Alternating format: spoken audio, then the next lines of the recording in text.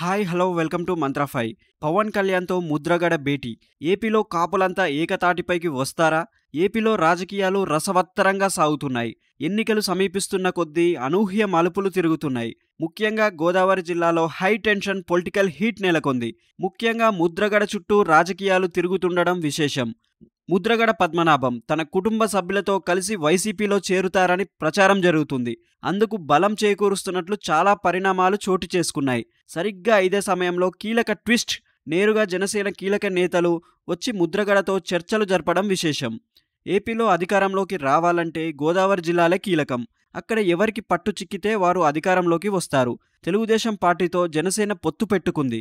గోదావరి జిల్లాలో ఏకపక్ష విజయం సాధించాలని డిసైడ్ అయ్యింది. ఆ రెండు జిల్లాల్లో ఒక్క సీట్ కూడా వైసీపీకి దక్కకూడదని పవన్ కళ్యాణ్ కృత నిశ్చయంతో ఉన్నారు.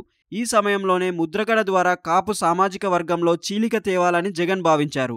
ముద్రగడను వైసీపీలోకి రప్పించాలని భావించారు. అటు వైసీపీ కీలక నేతలు చర్చలు జరుపుతుండడంతో ముద్రగడ కుటుంబ సభ్యులతో కలిసి వైసీపీలో చేరడం ఖాయమని ప్రచారం సాగింది. దీనిపై అధికారిక ప్రకటన తరువాయన్న రేంజ్లో టాక్ నడిచింది.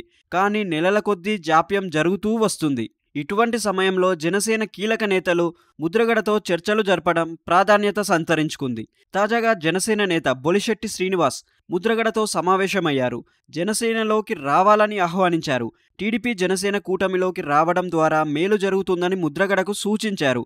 పవన్ రాసిన లేఖను జనసేన నేత ముద్రగడకు అందించారు. దీనిని ఆహ్వానించారు ముద్రగడ పద్మనాభం.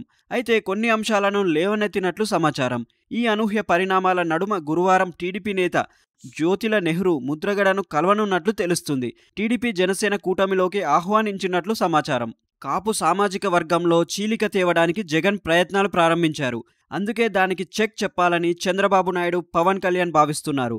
ముద్రగడ లాంటి వ్యక్తులను కూటమిలోకి తెస్తే వార్ వన్ సైడ్ అవుతుందని అంచనా వేస్తున్నారు. అందుకే రెండు పార్టీలు సమన్వయంతో వ్యవహరించి ముద్రగడను తన వైపు తిప్పుకునేలా ప్లాన్ చేశారు.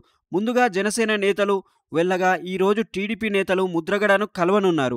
రాష్ట్రంలో మారిన రాజకీయ పరిస్థితుల నేపథ్యంలో టీడీపీ జనసేన కూటమి తప్పకుండా అధికారంలోకి వస్తుందని వారు ఆశాభావం వ్యక్తం చేస్తున్నారు. కూటమి వైపు వస్తే సముచిత స్థానం కల్పిస్తామని హామీ ఇస్తున్నారు. మరిన్ని ఇంట్రెస్టింగ్ అప్డేట్స్ కోసం మా ఛానల్ని లైక్ చేయండి, షేర్ చేయండి మరియు సబ్స్క్రైబ్ చేయండి. Thanks for watching.